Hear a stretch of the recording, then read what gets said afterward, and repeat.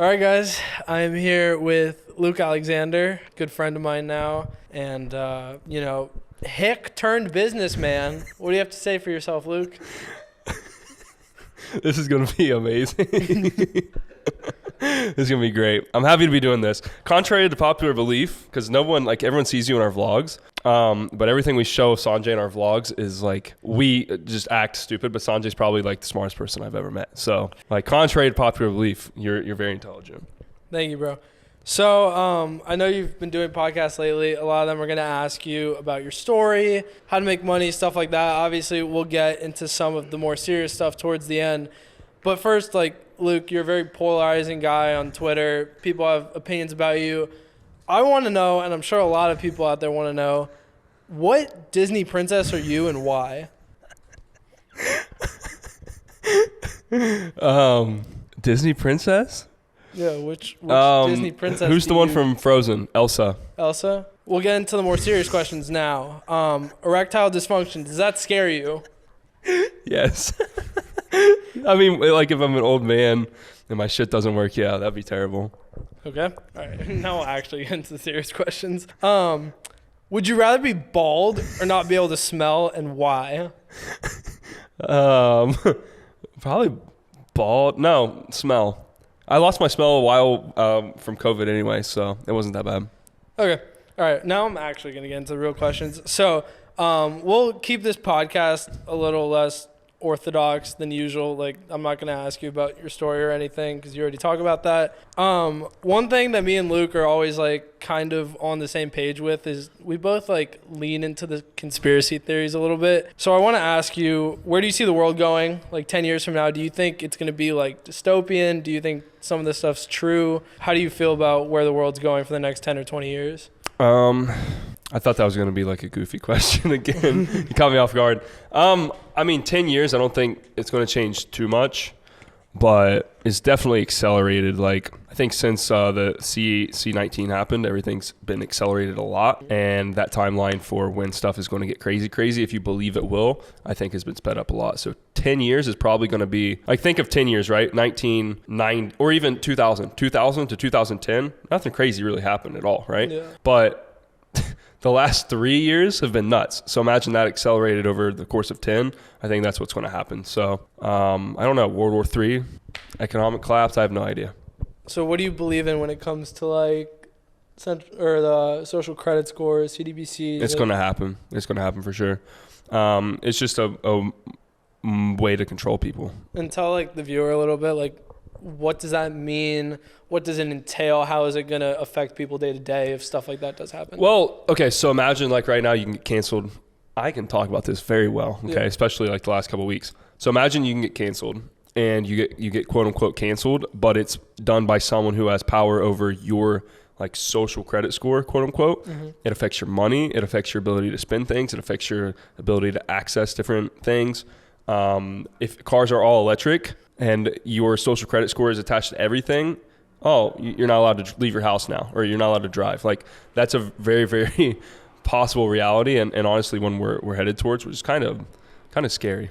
Yeah, but one thing that I kind of went through was when you get into the rabbit hole for the first time, and I believe that a lot of this stuff is going to happen over time, but I believe that that's why creating freedom now is so important, because it's not going to affect the super rich people. And I think super rich could have a different definition in 10 years than it does now. But when you start learning about this stuff, how did it impact the way you look at things, the way you look at the government, the way you look at business as an opportunity to escape that? I think getting into business wakes you up to it all, because you understand everything is money. If you follow the money, it walks you down the rabbit hole of everything else. Yeah. Why we talk about C-19, why did that happen? It's financial. It's purely financial. If you're forced, you saw Woody Harrelson on the SNL, mm-hmm. the thing he just said. Yeah. He was the biggest drug cartel in the world forces you to stay home and buy their drugs and take them, or you can't live life. That's pretty fucked, but it's for financial gain. So as soon as you get into business and you understand, okay, if I'm doing these things to make money, and obviously we're doing ethical things, imagine if I wasn't ethical. Your brain can go there, and then you really see what's actually happening. with everything, with government, with social sort of things, with pharmaceutical, whatever that is. So I don't know. It's fucked.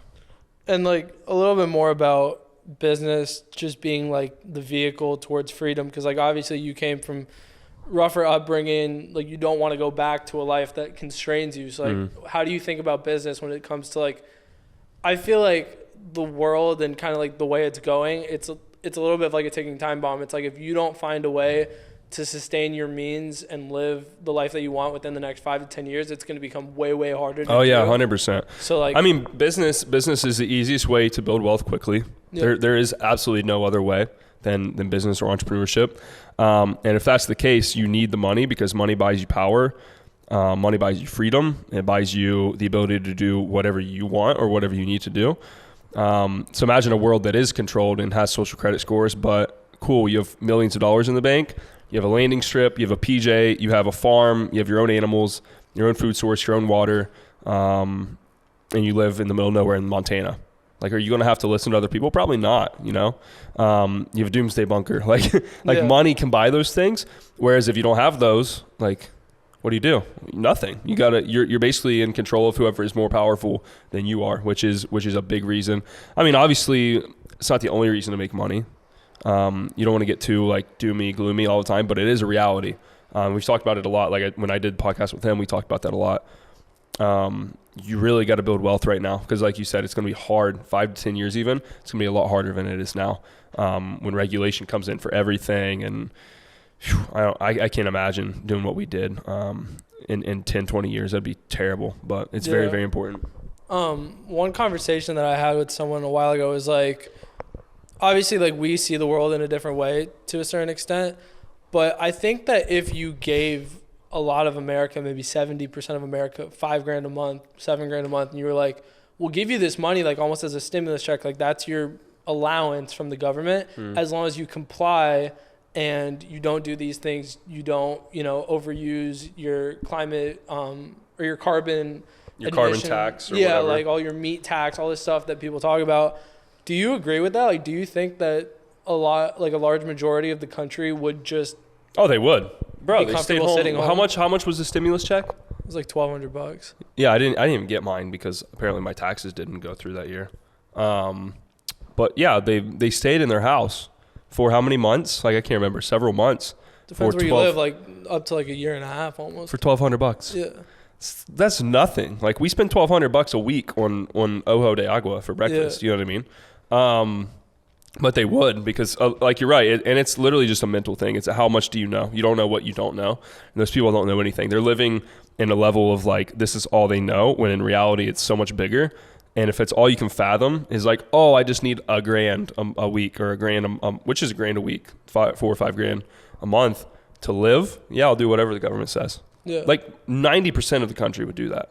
100%. So like in my head, that's kind of where I see the world potentially going, is like you have the people that are okay with what the government impedes on them. And like, obviously if they're happy, power to you. Yeah. But then you have the people who hopefully created wealth in the decade or 2 decades before that, who actually get to go live life on their own terms. And it's like, those like the kind of classes of society. Like that's something that's a little easier for me to grasp rather than like the entire world going to shit. Cause like that was kind of where my head went first when I started learning about this, was like, if the world's going to shit, what's the point of even making money? Like, it's going to be a power thing. It's always been a power thing, but it's going to be even more so. Like you go back to medieval ages, who was in power? People that had castles and you could actually defend yourself. Because then it was literally, okay, our city has a castle and actual walls that are hard to penetrate, and everyone else lives in these little straw villages. Who do you think controls anything or any decision making? It's people that have the power. And then it turned into nuclear weapons in the form of like a country. And now everyone has nukes apparently. So that kind of evened the playing field. So what is it now? I don't know. What is it now? In terms of what gives you the advantage? Yeah. I mean, obviously we have the largest military. I think military is a big part. I honestly think like the ambition to innovate of your working class, like that's why like India and Africa are going to be really big countries for the next few decades. And China's fucked because of that. Yeah, because they have a lot of hunger in their population and a lot of ambition to make the world a better place. So like society is going to reward that by the economy maybe shifting more from them. And it's like if Americans get lazy and we don't want to innovate, the economy is going to move in correlation with that. Yeah. I don't know. I don't know. There's a lot of different scenarios that could happen and could take place. I don't know what that, honestly, like if you believe in the corruption of our government, that power might simply be blackmail. Yeah. Because public perception is everything, especially in a democracy, quote unquote, like democracy. Yeah. A lot of people think, for example, Biden is like a good guy. He's just a sweet old man.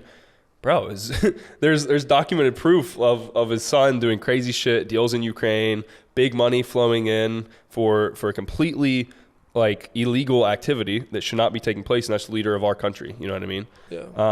So if the public had real proof of that, I don't know. It probably wouldn't even affect anything because there's already real proof. The people that know, but mass public perception, I don't know. So I don't know what that equal playing field is. Yeah. Okay, so we were talking about business being like a vehicle to freedom, and I think a lot of people, the reason why they get into business initially is to get girls. So I want to talk about women because I know this is going to be entertaining. So she's back here smiling. I mean, it's true. I think a lot of guys hide this, and I think like if you were to really like filter through everyone's bullshit, bro, I swear to God, girls. every single decision, girls. every financial decision, every product, literally everything could be argued it's for women. Yeah. And I don't know if you guys realize this. Like, dude, like everything. If you ask a guy why he goes out and the answer isn't to get women, he's lying to you. If you ask a guy why he wants to go to the gym, it's not so he feels better. It's so he looks better naked. Why does he buy nice clothes? Yeah. Why does he go to the gym? Why do you want to make money? It's so that. Why do you want to make money? Why do you want a nice car? Every time someone envisions the life that they have when they're making $1 million a year or whatever, it never does not include having like a beautiful wife. Yeah, and then it evolves. That's the childish version, which we all had. Yeah. And I tweeted this earlier. I've grown out of that, bro. I've had my fair share of fucking. I mean, you know, like I've had my share of degenerate activity. I'm good. Like I'm really good. And I think that childish version evolves into. Okay, it's still about the woman. It still is. But it's how can I provide for my wife, make sure we're set, my family, in a much more like responsible, more godly manner, opposed to like, oh, I just want to go get laid, so I need all these things. Yeah. So talk a little bit about like how your progression through personal development and business, how like your taste in women and what you're looking for has moved throughout the years, and why you want what you want now. Well, I mean, I think the actual like what do I want has stayed the same.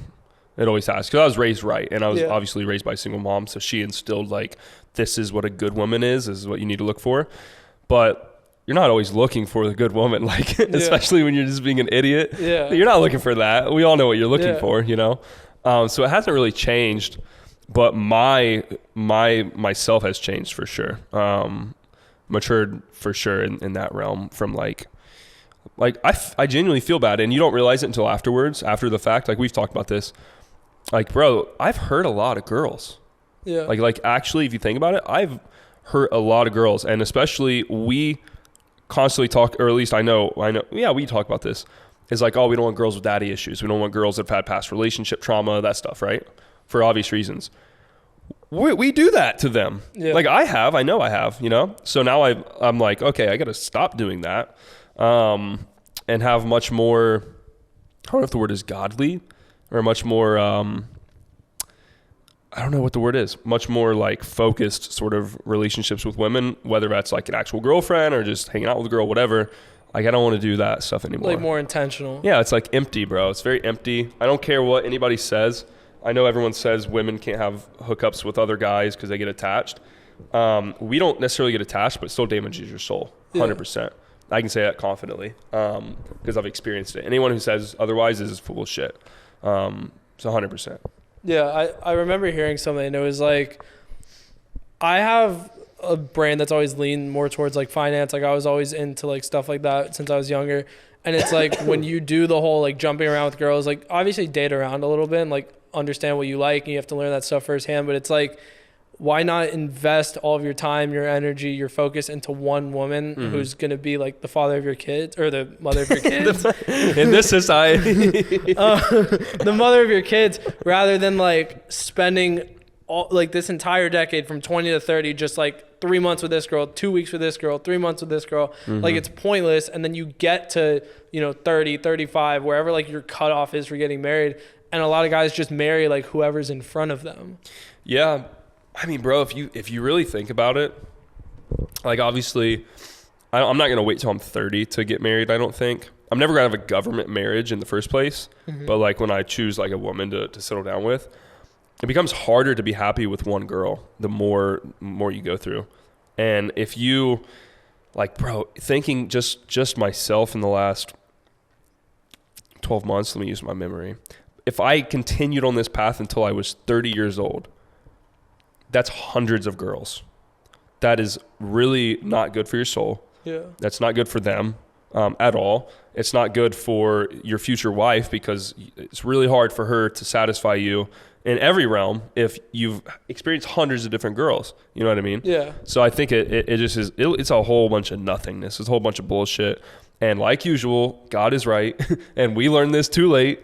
I mean, not too late. We're 23, which is pretty good age to recognize this, but you got to go through it to learn it, I think, I used to like I think with social media, like the benefit of it is that you can kind of find the person that's in your head. Whereas like 100 years ago, it was like whoever was in your town. I think that's the benefit. And I used to like almost look down upon people who just like found someone who kind of met those standards that they have and just like settle down and marry with them. But now I almost like respect that more because it's like you look at the person objectively for who she is. Obviously, she should be exceeding your standards. You should be proud to call this woman your wife, but it's like not always being so like leaning into like, oh yeah, I can find a better one. It's like, no, like God put this woman in my life at the right time for a reason. I'm gonna settle down, I'm gonna commit to this woman, I'm gonna have a family. Like I think that's way more noble now than I might have 2 or 3 years ago. 2 or 3 years ago 100%. I might be like, oh no, I'm gonna look for this perfect 10 who like checks every single box. I think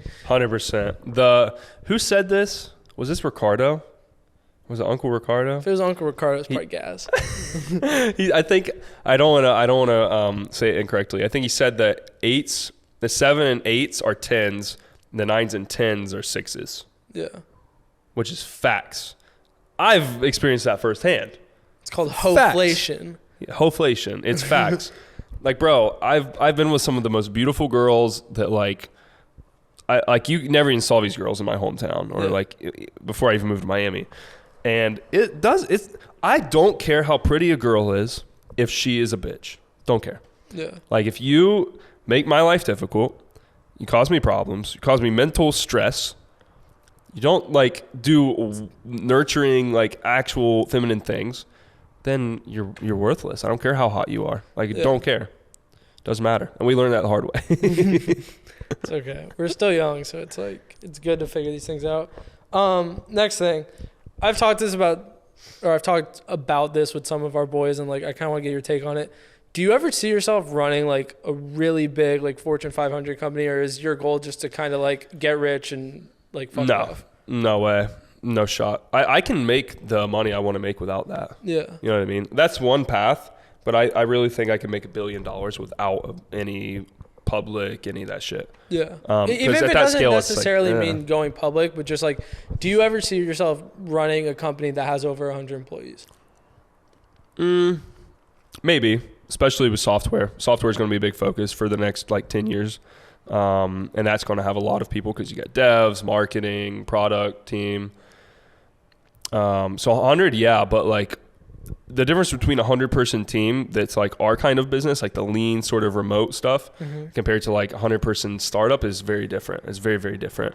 So I'd say yeah, but I'm never going to try to do the Fortune. I'm not corporate material. Like investors, unless they were like cool and they're like us, but like older, they're not going to touch me with a stick, bro. So when it's time to sell a company, I'm wiping my Twitter and then I'm going to be a ghost. So we'll see. Yeah. Smart. What about you?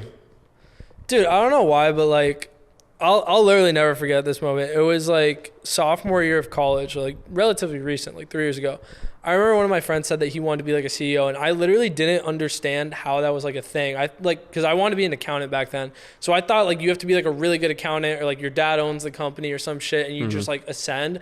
I didn't understand that like you could go as like a 20-something-year-old and like start your own company and get funding. Like literally had just never crossed my mind. Yeah. And I think ever since I've gotten into business, I've always seen myself like being a leader eventually. And I know that's something you have to like work up towards. And I do have that ambition to like lead a big team. I don't know about 100 going like Fortune 500 or Fortune 500 company, but I think like definitely leading a team of like 100-ish people is something I would want to do, just because I think that makes you like such a like battle tested kind of person. And obviously it has to be with a mission in mind, not just like I want to run some fluffy like marketing agency that does, $5 million a year on 3% margins just so I can have a big team. Like I think that's stupid. But I think if in 5 or 10 years, like I saw something that I really wanted to go after for a couple of decades, like I would 100% be down to. I think you'll smash it for sure. Because people don't understand, like, bro, there's companies you never have heard of ever. Yeah. Like I've seen this like learning about software. Like 100-person team, 50-person team, never heard of it. They go sell for like $5 billion. Yeah. And you have no idea. And then, okay, the dude's a billionaire now. And you have literally no idea. Or hundreds of millions. Like Becker just sold Hyros, $110 million. That's a pretty good chunk of money, bro. It seemed kind of cheap for Hyros, honestly, with how much they bill. Like a lot. Well, of these so he's clients. still on the team. So he didn't exit to just get off. Yeah. He's in the marketing role now. So they'll probably grow it more, and he probably has an earn out on that. Yeah, exactly. But like that is the goal. Like you don't need, and I've thought about this a lot, especially we're talking about like living more godly and actually doing things the right way. You don't need $1 billion. Yeah, you don't. There's really no reason to have $1 billion. Like your utility of money after probably 10, 15, there's no extra. There's no extra at all. Unless you want to like build a foundation or something. You know what I mean? I think once I get 15 or 10, hopefully that comes through an exit. And then the rest is just going to be like that money making me more money. It's not like chasing this like $1 billion goal for whatever reason. Like that's empty, I feel like. Yeah. So this is kind of a related question, but ever since I moved here, like being around, like, and for the listeners too, like I think the greatest benefit of moving to a place like Miami is you get to see with your own eyes how people who make $500,000 a month, $1 million a month, like act, and you understand that they're just like literally normal human beings. Like I always thought that these people like were like David Goggins type. I did too. Like, I thought they were super bro, humans. like I thought everyone was like Iman or whoever. But they're all like humans, and like you interact with them and you understand that there's not that big of a separation between you and them. And I think a lot of the times the difference is opportunity vehicles. So like, how do you think about opportunity vehicles? And like, I kind of just want to like reiterate to the viewer, like how important it is, because you can have a 9 out of 10 skill set. And if you're like, you can be the hardest working person on earth, but if you're flipping burgers, like you're never going to make the kind of money you want. And I always give the example to our people of like those Mexican construction guys. Yeah, they work hard, bro. They're up at like 3 a.m. working roofing, whatever. They don't make shit. So I look at it as a ladder. Like I've thought about this a ton, because I obviously started from zero, so I had to go incrementally of what that vehicle was. I couldn't go jump straight into like an agency. Yeah. When I was 18, like I had no clue I didn't know anything. Yeah. Honestly, the furthest extent of my knowledge, and I told Sebastian this, was like watching Sebastian Gorjal's YouTube channel. Yeah. And was like, oh, there's this thing called e-com and this website called Shopify. I didn't even know what software was. I had literally that little of knowledge. So I had to go incrementally. So I'd look at it as a ladder, right? So like mine, for example, selling guns and furniture and cars to crackheads in Ohio and doing like manual labor. And then moving to college, flipping items from like TJ Maxx on eBay, like just the arbitrage there. And then I had a little bit of money trading stocks. Okay. Then I realized, oh wait, I can't trade stocks without money because I'm losing money. So I need to sell something that's more expensive. So then an agency, and then sales itself, then did sales straight for a while, then started an education company, and now software. It is an incremental thing where you have to go step by step by step. You can't jump to the other because one, you lack the knowledge. Two, the opportunity doesn't present itself. Like the software thing, everything, honestly, my whole life has fallen into my lap. And that's just how the universe works. You know what I mean? Software thing dropped in my lap. I get a call one day. Hey, do you want to buy this? It kind of like fits up with your education company. Okay, how much? Okay, cool. Send the wire. And then I just bought another one, which will be announced soon, which is a huge deal. That is how you do it. But what people don't understand is you don't see it when you start. Like they're like, oh, I want to make all this money. And they get worried and they try to rush and stress because they don't see the finish line vehicle. When in reality, you have to start at the bottom vehicle and then just incrementally work your way up. The opportunity literally falls in your lap, but it doesn't happen if you don't start. You know what I mean? So that's how I look at it. Yeah. Paul, who I connected you with, who works at Iman, he said something like a couple weeks ago that I literally like haven't been able to get off my mind. It's like we progress when you're engrossed in this, when everyone you hang around is in online business, online marketing, like it's literally just osmosis 24/7. You need to be changing your opportunity vehicle like every 2-ish years because you're growing at such a fast rate that it's like your vehicle is the cap at a certain point. So it's like at a certain point you're ready to break free from this ceiling, but your vehicle just isn't allowing you. So I think like that's such a big thing. Like there's no one that should ever run an agency for 10 years. Like I think that's super so dumb. Counterintuitive. You're going to learn so many things in your first 18 months of running an agency that if you just take a step back and look, you're like, oh wait, I have this better opportunity right in front of me. And I just didn't want to take it before because I was comfortable running my agency. So 100%. I think vehicle is so important. Let's talk little related question. So we were talking about God earlier.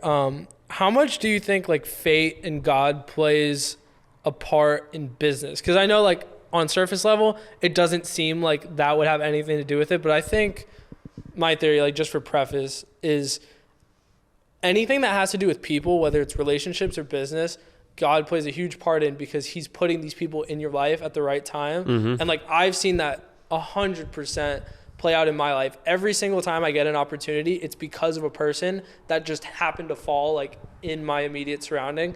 So how do you think about all of that? 100%. Like not 90%, 100%. I mean, can I give you a good example? Like the whole mentor thing. Like now we are all connected to him. Yeah. Which means we're connected to crazy people. I'm not gonna talk too much about that, but like we're one text away from like meeting basically anybody who we want. Mike Tyson, 50 Cent, Sylvester Stallone, leaders of countries, like crazy stuff. It just fell in our lap, or fell in my lap, and now I have sort of a father figure. You know what I mean? Which is really cool. And he at the same time, like has like a thing with his son. There's a lot of pain in his heart. Boom, magically just gets a 23-year-old son that like does exactly what he does. Like, you know what I mean? That's not coincidence, you know? I think everything happens like that 100%. And it's, if obviously you have faith, then you should say that. But then non-believers that don't have faith in anything are going to be like, oh, it's just coincidence. Yeah. But at the end of the day, like if you think hard enough, it has to start from somewhere. You know what I mean? It's like the whole argument of like, is God real or not? Or is this the Big Bang Theory? Oh yeah, cool. Big Bang Theory happened probably, but like what caused it? AKA God. You know, like that's how I look at it. So I agree with you 1,000,000%. And when you think about like, obviously like every few years as an entrepreneur, just like as an ambitious person, you want to be kind of changing playing fields. Like you want to be leveling up every couple of years, for example. Do you think that every single time that you take that step up, it's going to be because of a person? That's a big part of it, dude. Like honestly, yes. Like, yes, because every leap I've ever had has come from meeting the right person. That's exactly how I feel. And to like, be honest, I understood that as soon as I got into all this stuff, and I can literally like trace my entire life on a map from opportunity to people. I met this person, they gave me this opportunity for the past 10 years. Like that's how everything works. Because like your mentor got you into that game got you into this, and met these people, got like 100%. So I just know, like, it's almost like I can see how the rest of my life is going to unfold. I just don't understand which people are the pieces in that yet. But it's like around this time, I'm going to meet a person who gets me into this, and I'm going to do that. So I just people are everything, dude. how you think about that. I got to find that SaaS mentor. If you're listening to this and you have a successful SaaS company or a SaaS exit and you want the coolest minty ever, I'm down. I need it. I need it badly. Exactly. This is like a little bit of a change in gears, but just for like the listener to make it human, because I feel like we see this a lot, but on Twitter, when you have like a little bit of a following, people kind of act like you're not human almost. Yeah, tell me about it. So I want to ask you, when's the last time you felt like genuinely lost? Why did it happen, and how did you fix it? I don't ever feel lost, to be honest, bro. Like I feel emotions like other than that, but I don't think I've ever felt lost. Because I don't think you can feel like if you genuinely believe in God and you genuinely believe in like this whole universe is pushing me to win thing, which I do. Yeah. Like I'm delusional in that sense. Like I think like, bro, the worst thing ever happens and I'm like laughing. I'm like, oh, okay. Like, okay. It doesn't matter. Like whatever. Yeah. Like it'll pass. And I don't say it sound cool. Like I genuinely mean that. So like, I've never really felt lost. I used to, now, no. Now I'm the man. I got the knowledge. I got like everything I need in here. And I know that no matter what happens, everything's going to be fine. Like I'm going to win. So I don't really feel lost. But you think a lot of that comes back to faith? Yeah. Faith as well as experience. Yeah. Like 18-year-old Luke, even though I still had that, like I had that sparkle of like, oh, I'm going to make it. I don't know how. I need to. This sucks right now. I'm going to make it. I still had it. But then I felt a little bit lost, but it's because I lacked experience. Like now, bro, I could lose everything and get it back in like 6 months. Like I genuinely believe that. Yeah. And that's like super powerful. And as far as like your mental, I've never have bad days really. Yeah. Like we're always in good moods. Yeah, exactly. Okay, I like that. One thing, like me and Luke have been boys now for a little under 6 months. And like one thing that I really admire about you is you're always like trying to do stuff that challenges you. It's like no matter how much money you're making, no matter how easy things get, like you're always just trying to put yourself in a situation where you're going to be challenged. What started that? Was it like a moment where you felt soft and you were like, I need to get back to like how I was when I was coming up? Or is it just like, is that just the way your brain works? I think it started as a kid and it was forced onto me for really unfortunate circumstances, but then that melded into me like doing it to myself. So it started off being forced on me by like my dad and whatever. Like I told, was it Presley? Or I don't think it was you. So like example, I'll give a brief example. We're not going to dive into this because I don't like talking about this stuff. My dad, as a punishment, used to, I live in this big hill, like in the country. As a punishment, you know those like concrete center blocks? Yeah. Like this building's built with. Like they're 30 pounds approximately, I think.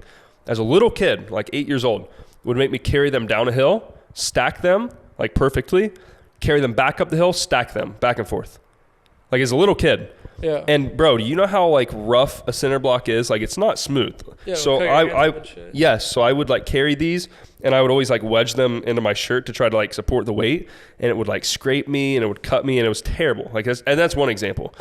So like that's forced hardship. That's forced hardship. I had no like choice. It's not my willingness to do. Mm-hmm. But the good thing about forced hardship is then your brain starts to get accustomed to it. It's like, oh, like it sucks, but the more you do anything in life, the more accustomed you get to it. So then as I became obviously self-sufficient and doing things on my own, I probably have like a screw loose. Like I don't like feeling soft. I have this voice in my head, and I think I told you this, but like when we don't do shit or we don't go fight for a while or we don't go do anything, we're just being like woofers and lazy and whatever, this little voice literally starts to yell at me and is like, you little bitch, go do something. Like get up, go fight, go work out, go do something hard, go drive really fast, go scare yourself, something. And it's never gone away. So I don't know. I really don't know. One, it's fun too though. Like this hard stuff that we do now is fun. Yeah. Like spearfishing, hard. You dive 30 feet and hold your breath and like swim against the current to go shoot a fish. That's hard, but it's really fun. MMA, it's hard, it's fun. Weights, hard, but fun. So I don't know. Now it's self-forced, but it started as not. So I really don't know what the answer to that is. Yeah. It's just how my brain is. I couldn't tell you. This is kind of like off the cuff. I didn't write it down, but I just want to see what your thoughts on it are. So like once you start making a little bit of money, and for context, like I think when you're in your late teens, like having 6 figures in the bank is like a lot of money. Just contextually, like I started to feel like a lot of things were fleeting, like going on trips, going out, girls, whatever. Like it's like all there for a second and then it's gone. And then you like think about it, you're like, oh yeah, that was kind of fun, but I don't really remember it. Like, but these are the things that get pitched to you when you're like getting this ticket to freedom. It's like, oh, do you want to have these things? And then you experience them and they're just whatever. Did you ever have a moment like that? And what did it like teach you? Yeah. I mean, so I moved here. I had a BMW. I moved here in June 2021. And then literally 3 months after moving here, I went from making like 15 to 30K like as a closer to 6 figures a month immediately, like overnight. That's kind of a crazy transition. Like I was 21 years old and I'm getting $100,000 in my bank every single month. So then I bought a Corvette, which was sick because I genuinely like cars. So it's not like I just bought it for the look, whatever. But then that turned into every single other night, I'm taking the Corvette with some hot chick, going to dinner, doing haram activities. And then like at the end of the day, I was like, I'm not happier with this at all. Yeah. Like this doesn't make me happy at all. You know what genuinely makes me really happy? And we still need money to do it, but it's you guys. Like hang out with you guys. Us playing Madden in your apartment being stupid and smoking hookah is the funnest thing I've ever done compared to anything I've done in Miami. Yeah. Like for context, we just went to this private party at Nobu with Mr. Nobu. There's 100 people there? Yeah, like everyone in there we were probably the poorest people in there by like 5 or 10 million. Like, yeah, guy had is it the Chiron Pure Sport watch on his wrist? Yeah, like billionaires, millionaires, whatever. I didn't give a fuck. It was not fun. Like we were just talking to those girls the whole time and eating really good food. It's cool to see those things, but I didn't go home and was like, man, that was the best time of my life. Like not at all. But like, and I wish you were there. We're going to have our plenty of times this summer, but like Greece last year, that was fun. That was like meaningful to me.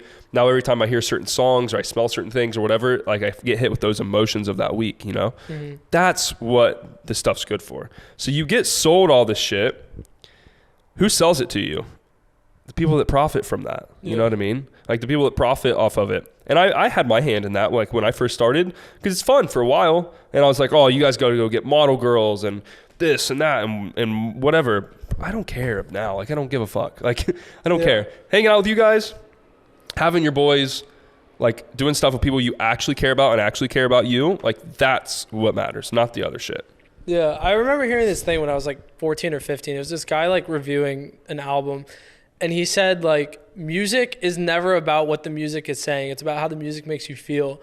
And I feel like that's a lot of things in life. It's never about the substance. It's never about how much the thing costs. It's about like the emotions it brings you. So it's like you can go have a $100,000 trip in the Maldives or whatever, and if the emotions that came with that weren't good, like that's never going to get you the same kind of high as like being with your friends and like playing poker. Like prime example, my birthday before I knew you, who was there of our boys? I don't think anybody. Mason wasn't there. Yeah. Nobody was there. Yeah. David was there. Yeah. David flew in. So I spent 16 grand on a yacht for my 22nd birthday. Yeah, 22nd birthday. And I brought this like hot rich girl. And then she started being a bitch on the boat. And then there was a bunch of people I didn't know because it was a 130-foot yacht. So there's no Coast Guard limit because it was owner-owned. There was like 60 people on the boat, like 90% women, which was like cool. Every little kid, like Luke as a kid, didn't even know what yachts were. But like I was like, oh my God, this is like the dream. This is the dream. I'm on a yacht with like 90% girls. Like this is awesome. It's my birthday. My mom was there. Like I brought all these people. Bro, it sucked. Like, it was not fun. This girl ruined my whole mood. And obviously, don't let other people affect your mood. I know that. But, like, at a certain point, like, it is how you feel. Yeah. So, like, that meant nothing. You know what I mean? Like, it didn't mean anything. And that's, like, the best example ever. It's like the viewer, like they'll see that and they'll be like, holy shit. But, like, behind the curtain is, like, I had more fun on Tuesday night playing poker with my friends than I did. It was a blast. That $16,000 It was a blast, yeah. Like you need to go through it to. It's the meaningful stuff, which is funny because I'm getting these weird, bro. I don't know if it's like a trauma thing or what the fuck, but like I forgot my whole childhood. Like I forgot it, which I think it is because I saw this military guy talking about he doesn't remember any of his missions at all. And it's because your brain like hides it. But lately, especially, I think we've been listening to like country music and stuff, and it's like bringing it back to my brain. I'm getting just like flashbacks of memories as a kid. And that simple way of living, like going outside, going fishing, playing airsoft, like that kind of stuff that I did growing up was way more fun than any of this stuff has ever been. Yeah. Don't get me wrong. I love like the cars. That gives me an emotion. That's why I like it. Yeah. But like everything else, I don't care. Like I really don't care. It does not mean anything. I think it's like big thing for the viewer too. It's like when you start making money, like I think people learn a lot about themselves that first like few $100,000 that they make, because it's like you have to spend money on stuff to understand whether or not you actually like it or not. Like for example, I actually kind of enjoy going out if it's with the right people and in the right place. Tangra. Yeah, exactly. Like, I like Tampa, trashy, like my boys from college. Like, but like Miami clubs. Yeah, like fuck that. So it's like, I think that you have to experiment and understand the way that you enjoy spending money. And it's different for everyone. Some people love going and spending money on first class travel and designer clothes. Like, I don't think I'll ever buy like designer like clothes, maybe like accessories and stuff. I don't care. The robe was the only thing I'll ever buy. Yeah. So it's like, I think that's like a big thing that a lot of people can relate to. It's like the money is never about what you spend it on. It's about how it makes you feel. And like, you have to do a little bit of spending to understand that. So all you young kids, listen to us, because you'll learn yourself. You'll either spend a lot of money and learn, or you'll listen to us and be like, okay, I don't even need to try it. But to be honest, you got to try it to learn. I think people should try it. Like, I think you should. It's like the women thing. Like, obviously there are some people who like don't need to do that, like I did. Yeah. To learn, but I learned the hard way, so I had to do it by myself. Yeah. So another question. So like being in Miami, this is like the place where everyone is, online marketing, even just like celebrities, athletes, whoever, like they all come to Miami. And obviously like when you build a cool social circle here, you get invited to things like Mr. Nobu, billionaires, whatever. When was the last time you were around someone who like you were kind of like fanboying over, and how did you like desensitize yourself from that? Because I've met people in the past who like, if you come at them like a fan, they'll treat you like a fan. But if you don't come at them like a fan, you might end up doing business with them later. And I've had that happen like firsthand. So like, what are your thoughts on that? And when was the last time you experienced that? I've never fanboyed over anybody. I can confidently say that because I don't know what it is that makes me this way. And you know this, like I don't respect people very easily. So I didn't fanboy, but I can give you a good example. Sebastian again. Sebastian came to Miami. He was the first person I ever watched ever on any sort of, there's this thing called business online. Like his YouTube in like 2016, 2017, something like that. Because I remember I was in high school. So he came to Miami for like a week. We worked out together. I brought him to my mom's house. My mom made us food. And we went to dinner, I think the first night or the second night he was here. We went to Balin's. And I remember he looks at me.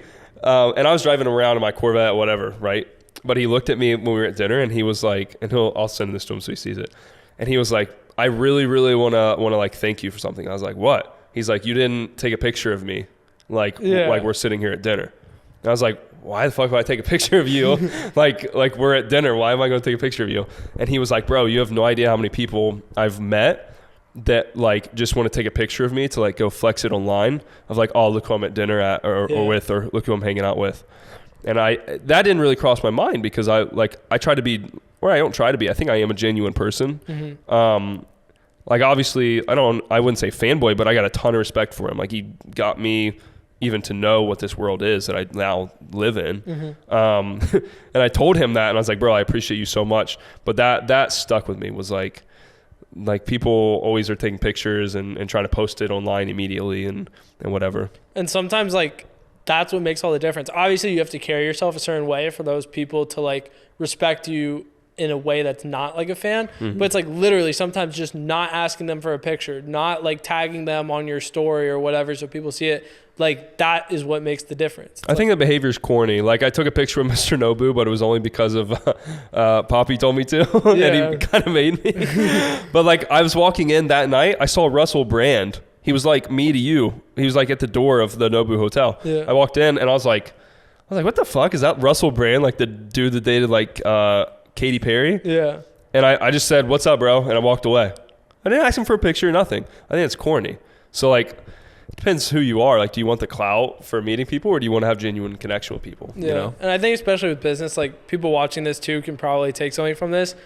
Like when you meet the people who are like Twitter famous, money Twitter famous, like do not approach them like a fan, because they will categorize you as a fan. And if you talk to them like they're your friend, there's a good chance you end up doing business with them later, because 80 to 85% of the people who come to them treat them like they're celebrities. So they like automatically put them lower than them almost. Like I know, like it I sounds never bad, thought like just having a big Twitter would make me feel famous. But Yeah. like, I mean, you've been with me. We'll walk down the street.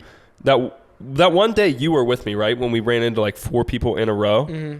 You're not. So when we walked to the YMCA to play basketball, there was one night me, Danny, and Ben walked.